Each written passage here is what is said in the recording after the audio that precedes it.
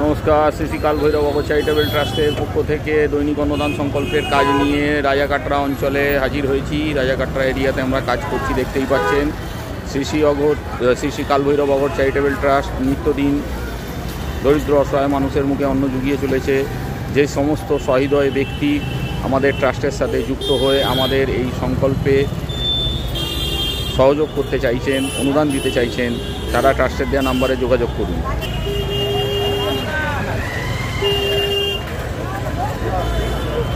আমাদের একদিনের একজনের খাওয়ার খরচা 45 টাকা, 15 জনের খাওয়ার খরচা 675 টাকা। যদি কেউ আমাদের দিতে চান, অনুদান করতে চান, ট্রাস্টের দেওয়া নাম্বারে যোগাযোগ করুন। আমাদের সমস্ত কাজের আপডেট পাওয়ার জন্য আমাদের ট্রাস্টের ফেসবুক পেজ, ইনস্টাগ্রাম পেজ এবং ইউটিউব ফলো করুন।